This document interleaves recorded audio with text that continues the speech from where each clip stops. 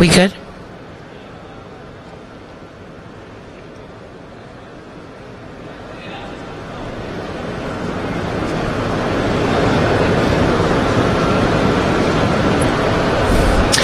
Welcome back, everybody. Right now, I'm honored and privileged to introduce to you Dr. Twyla Cummings from R.I.T. A few years ago, was it a few years ago? I got this crazy little email from your assistant, actually, who asked if I could possibly help Dr. Cummings get some people to participate in a survey. And 2 years later, Dr. Cummings has created a 11-year comparison of women in the graphic arts industry, where we were, where we are now, and where we're going to in the future. So I don't know how I managed to do it, but I asked her, and she generously agreed to come here and present some of those results to us here today. I'm honored. Again, thank you so much, Dr. Cummings. Everybody, Dr. Twyla Cummings. Thank you, Deborah. I'm the one who is honored, and I am happy to have entered the printerverse. So, as Deborah mentioned, today I'm going to share with you some results of a study that was done that compared the status of women in the graphic communications industry from 2000 to 2011. And she asked me to say a little bit about myself and my background, and then to share the results. And my understanding is I have about a half an hour, so I want to be respectful of the time. Just a little bit about me. My background is not in graphic communications. I have a BS degree in chemistry. So I went into the corporate world to be the mad scientist, but I happened to go work for a company that manufactured inkjet printers. I have a master's degree in business and industrial management and a PhD in management. So from a professional standpoint, I went from Meade, Diconics, Eastman, Kodak to Cytex, and I never really left the building because it just continued to change. And I transitioned over an 18-and-a-half-year period, starting out as an ink technician because I was an ink chemist, and then moved into the business side of corporate America. In 1998, I had a career change and became a college professor at R.I.T. And over the last 16 years, I've kind of transitioned from an adjunct professor to my role as senior associate dean. But as a professor, I had an opportunity to engage in research, and that's the research I want to share with you today. So how did I get here? Well, I flew here, but how did I really get here? Hard work, 30-year career, mentoring. It takes a village to raise children. It takes a village to mentor professionals. By taking risks, taking on things that maybe I didn't feel that confident about, but being willing to step outside of my comfort zone. I had a desire to grow. I didn't want to stay where I was. So you saw my transition, ink technician to business development manager, adjunct faculty to senior associate dean. I want to continue to grow. I don't know how much higher I want to go because I want to start thinking about retirement, but that's a whole nother thing. My desire to help other people. I think everybody should want to help other people, but I'm going to say women especially should want to step in and support each other, help bring each other up. And then I established myself as someone who gets things done. I'm a multitasker. I have a lot of responsibilities, and I get things done. I work with people, I build teams, and we accomplish things, we get results. So enough about me for now. Let's talk about the research. The title of the study is Women in Graphic Communication, a comparison of two studies. Graphic communication has a big definition, but it's very multifaceted. So I just took this little snippet to share with you. Today's graphic communication industry, and some people still say printing, and some people say graphic arts, some people say other things, but it's multifaceted. is comprised of many disciplines, including printing, design, IT, and manufacturing, and many other aspects. The purpose of the study in 2000, as has been said, a research study was done to find out what was going on with women in the graphic communication industry. The highlights of that study showed that women had a visible presence in the industry, particularly in the areas of sales and working for supplier or manufacturing companies. Women, unfortunately, had a very minimal presence at management levels themselves, and also as working in the companies that they worked in. Mentoring was indicated as a factor that played a major role in these women's career development and advancement, and gender pay inequality was a major issue. So in 2011, I wanted to see where we were, see if things had changed, gotten worse, better, stayed the same. And so that study from 2000 was revisited to see what the outcome would be, see what the results would show. So I wanted to do a comparative study. I wanted to get a larger sample population from the same demographic, and again, to determine if the trends identified in the 2000 study had improved, declined, or remained the same. So the survey that was the same survey administered for both studies, and the survey focused in three areas: just basic demographics about the women who participated, what was going on with these women in the industry, what issues did they face, and opportunities just to share their comments. In 2000, I want to say in 2001, but it was in 2000. I brought a group of students to Graph Expo. I taught a class called Women in Graphic Communications, and those students went around and they surveyed women. They didn't bother any of the exhibitors in their booths because that wasn't allowed, but they stood at the door of Graph Expo, they went to other events, and they surveyed women attendees and exhibitors at this show, and also the female members of the former GATF Foundation, which is now Printing Industries Alliance. And we collected data from 190 women through a paper survey, the old-fashioned way, right? In 2011, we did the same survey, but with women from the 2011 Graph Expo, female members of RIT's Printing Industry Center, and female members of the Print Production Professionals LinkedIn group. And we collected data from 349 women through an electronic survey. So for Graph Expo, just for clarification, I had hired a student who came here, who went around, shared with women here that we were going to reprise this study, and asked them if they would be interested in participating, and he collected business cards. So that's how I was able to survey women who attended Graph Expo. There are limitations to any research. Obviously, there was a time span and the advancements in technology that resulted in two different methods. One was paper, one was electronic. There were different survey groups. Obviously, we didn't interview the same women from 2000 and 2001. And if I had it to do all over again, I probably would have asked one more question. Did you take this survey in 2000? So that would have been a good question to ask. But we felt that the demographic was similar.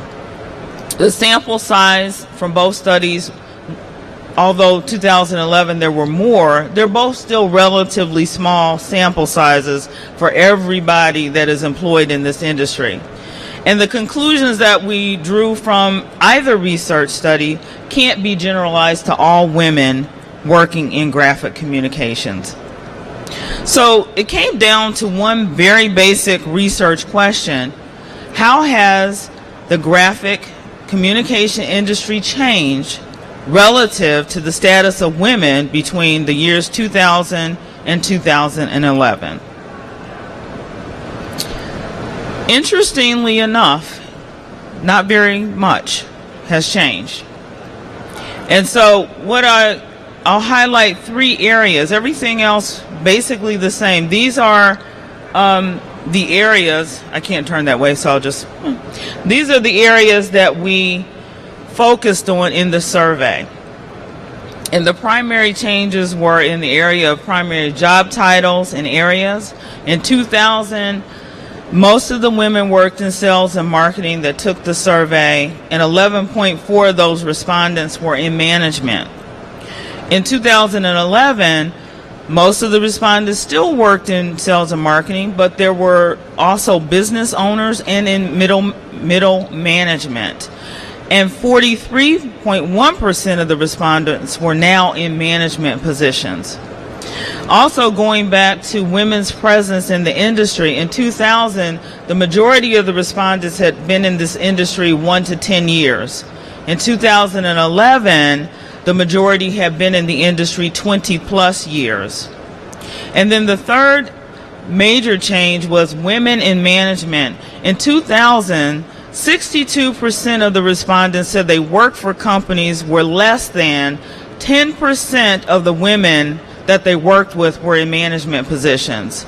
In 2011, that number went down. About 49% of the respondents in those said that they worked in companies where less than 10% of the women were in management positions. And the voluntary comments, we grouped them in themes in 2000, and in 2011 we kind of saw the same themes that came out of all the comments, even though there were more. So I'm not going to read through those, but they are very much the same over that 11-year span. So what did we really find out from all of this? We found out that there were more women working in management and senior management positions. We found that there was a significant increase in the number of women that were business owners, and that there was a significant increase in the length of time women have been employed in the industry. So the question is, okay, well, why is that? There are a lot of reasons why we see those trends. Obviously, there are more advances in and there's shifts to digital technologies that might make easier access for women in the industry. Just the basic changing workplace demographics, more women are in the workforce. And then a breakdown, and I hope that this is part of the reason, a breakdown of some of the barriers to entry into management positions that women previously faced. So the implications of all of this, while there is a significant rise in women's status, and this is really exciting, they still face major issues. The presence of women in management has increased, especially in senior level positions, but their pay is still not equal to their male counterparts. And according to the Institute for Women's Policy Research, women still earn approximately 23.5% less than men in almost all male-dominated occupations. Does anybody find that surprising? Not shocking? Not surprising. It's not surprising. What was that? It is unfortunate. I mean, and it transcends not just male-dominated occupations, it's most occupations.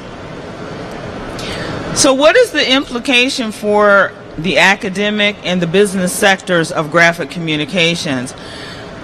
For the academic sector, we need to recognize that many young women are entering this industry as new college graduates. That's not how I got in here.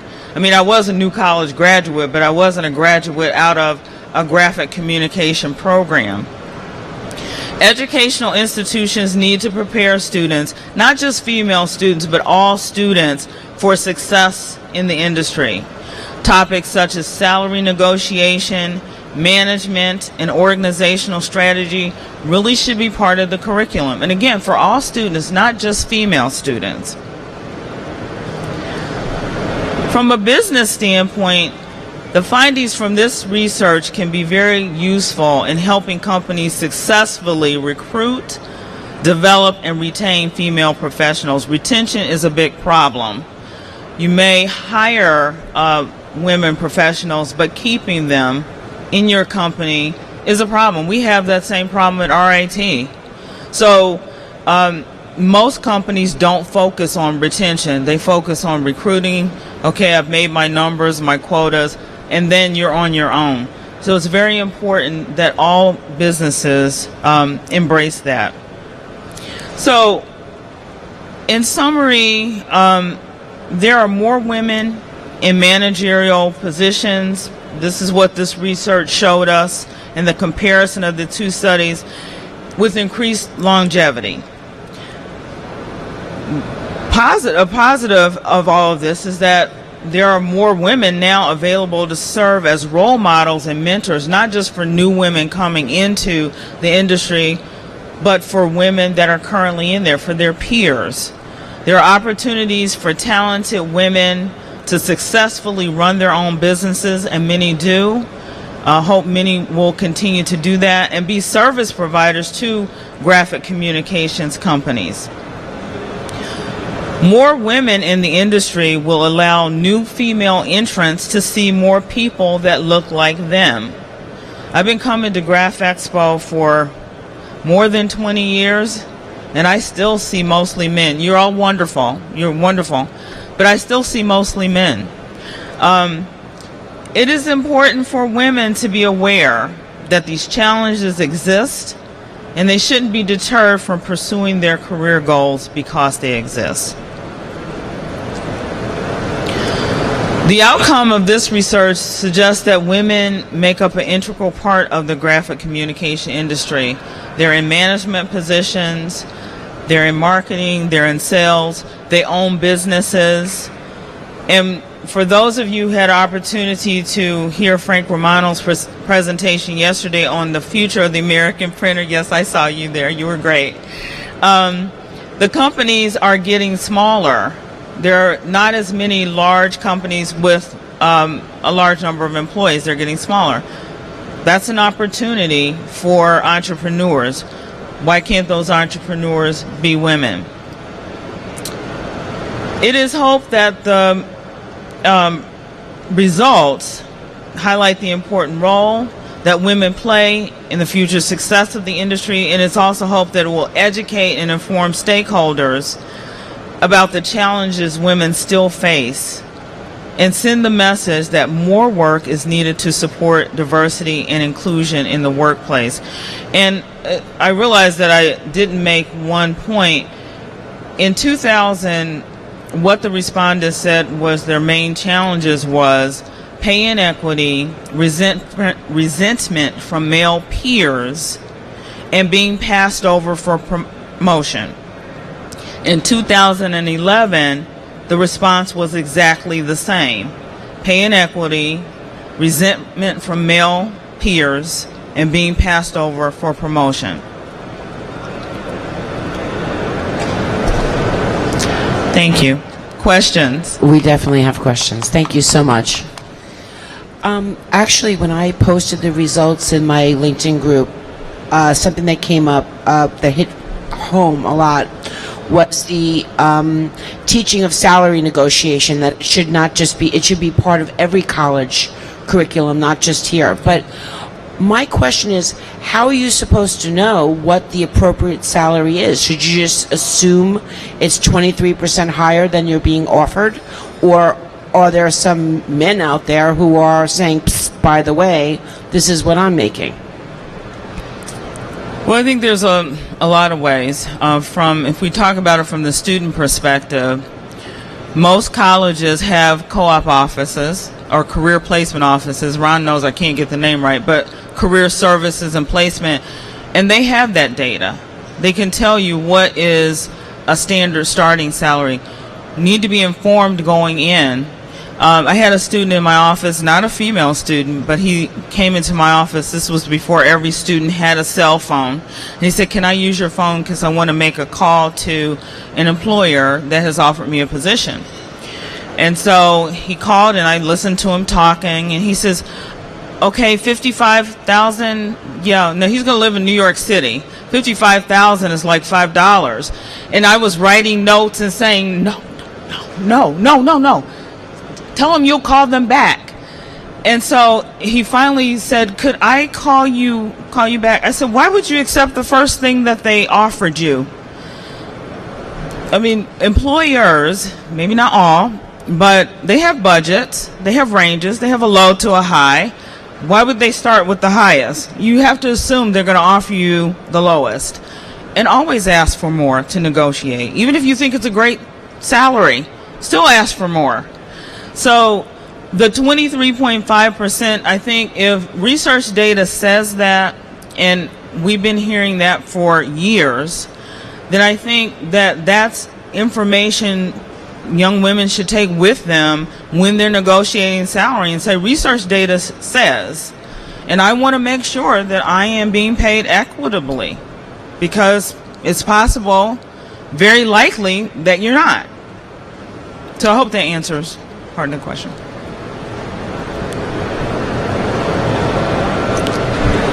You talked about some companies in the survey showing very few women in management at all.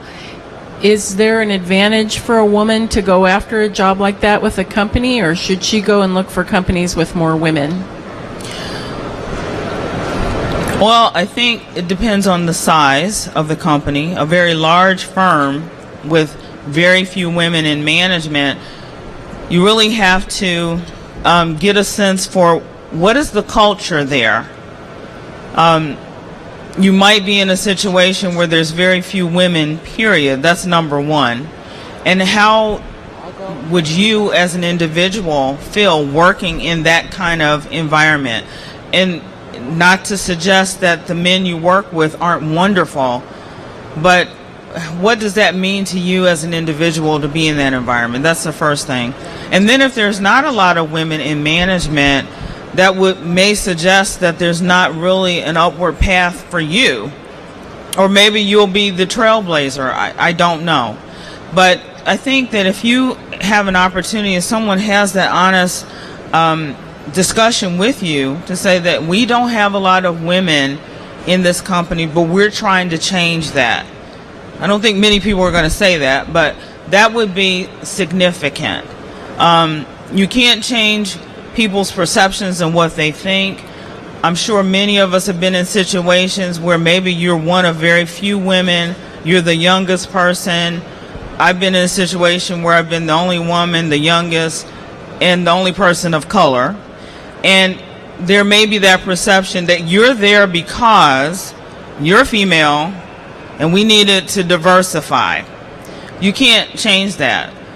But so you need to really just focus on what can I do to develop my own career, because at some point it has to be about you. So okay. I actually have two questions. The first is, you mentioned that there's one of the results that was the same both times was a resentment. I was wondering if you could elaborate a little more on what that resentment was. And the second thing was to the salary negotiation. If you're not entry level, if you're going for a regular, let's just say a position in a company, and you're a woman, how are you supposed to know what the salary level really is, and if they're offering a different salary amount to a male? I'll take the salary one first. I'm thinking that you probably never really will know. You can ask HR. HR should be very honest with you. The company has decided probably how much they're willing to pay. So I think that's a fair question. It's always good, again, I go back to doing the research, and I support always ask for more. You know, what would you be comfortable with, knowing you're going into a company? What are you looking for relative to a salary?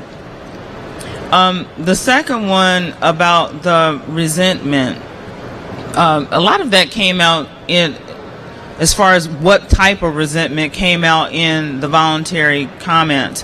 One is being kept out of the loop in terms of what is the significant information not being included in, and somebody actually said the old boys network. Resentment for what I was just saying earlier, well, because you're a woman and we needed to diversify. That's the only reason why you're here. And as archaic as it is, there are still people that feel that women might get promoted or get special favors because they're a woman and the boss thinks she's attractive or she slept her way to the top. I mean, people really still think that way, and maybe that does happen, you know, but people still really believe that's the issue. And the thing that I find most disturbing is that there are a lot of other women that feel that way about other women, you know. So I find that troubling, that we may not always support each other the way that we should.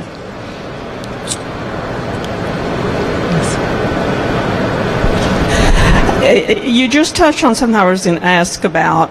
Does any of your research show that women fare better when they're working for a woman-owned company, or do they still encounter what you're saying about women not necessarily being supportive of other women? Because I've certainly seen that, and then I have another question after that.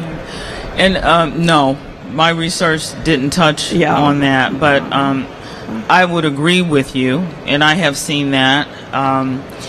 And it could be, again, because in certain industries, there are not a lot of women. And when, you know, so it might be a little bit of a foreign concept working with mostly females. My other question then, related to your research, how is this research applied out into the marketplace? Do companies look at this and start looking at changes they might consider making, or what are the feet on the street applications? Well, first of all, there's not a lot of this type of research. When I was doing my study in 2000, where I worked with a group of students, I found very little focused or written on this topic, whether it was scholarly research or just articles. Very little. When I was looking to write the paper based on this research, same problem. And that was in 2012 when I started doing the writing. Very little written on women in graphic communications, women in printing, women in this industry. There is very little written. So I would say I feel for myself I'm adding to the information base. And by getting the work published as a way to disseminate it throughout the industry, I certainly use it in my own teaching and my lecturing. But I hope it's something that companies will start to embrace. You know, the fact that there are issues, and right now we're focused on this industry, not the healthcare industry, not the automotive, and the same issues may apply there.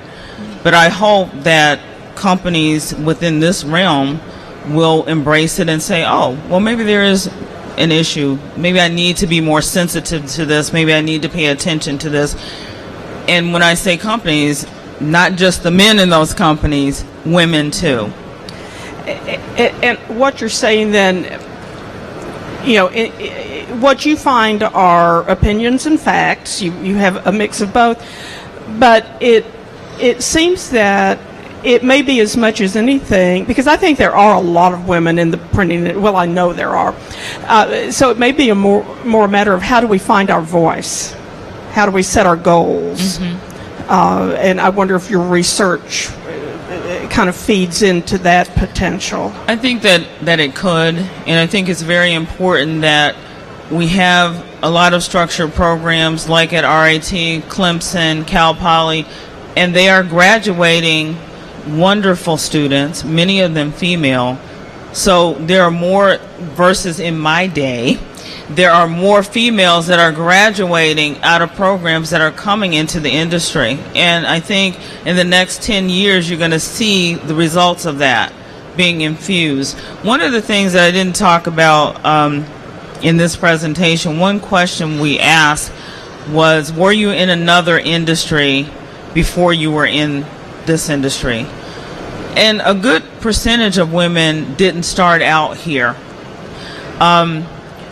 So again, it would be interesting to see how many women may have started in this industry and left. I don't have that data, but there were a lot of women that in both surveys, both research studies, that started in another industry before they came to this industry. I have a question I think we can end with, but I do want to have a comment. When I did an article back in the early 90s, I went to about 40 women business owners and I asked them about their experiences as women in the industry. And they said that they really didn't want to put their head up out of the hole. They wanted to stay under the radar. They'd worked their way to the top. They didn't expect anything from anybody. They weren't particularly interested in helping other women along the way. I did that research again about 4 years ago, and the mood had really changed, especially for younger women just entering the industry, where people were much more willing to help another person really of any gender, which I thought was interesting, that it wasn't just will only help a woman, but that people just were of a more sharing, helpful attitude. And then last year I attended the Technical Association of Graphic Arts meeting in Portland, and of the students there were more women students than men. And I said, oh, is this, I was kind of surprised. And I asked some of the women, young women about that. And, they just felt like it was their birthright that they should be able to go into any program or any industry they want at any level and at equal pay and equal access as a man. So I was really pleased to see, at least among the younger people, that they have the attitude that they're entitled to come into the industry as an equal. Yes. And in our, at RIT, in our Media Arts and Technology program, I think 60% of the students are female. Very different than when I started many years ago. So I have a question for you that's a little bit different. What advice would you give young women who are interested in entering the research field? I almost want to say run. Research in general, or research just in general? It takes a very disciplined person to delve into research, and somebody who's very patient. It's hard work, and as you can see with this study, I collected data in 2011. It took 2 years for me to get it published. So it is hard work, but it's important work.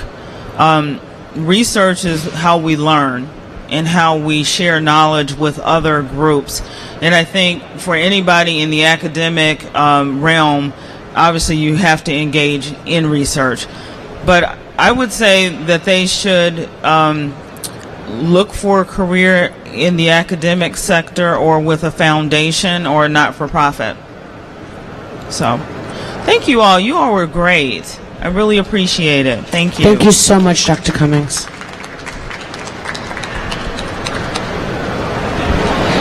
Everybody, in 10 minutes, we're going to have a case study cafe with Corporate Technologies. You can help yourself to coffee, tea, some pastries, hang out a little while. You're welcome.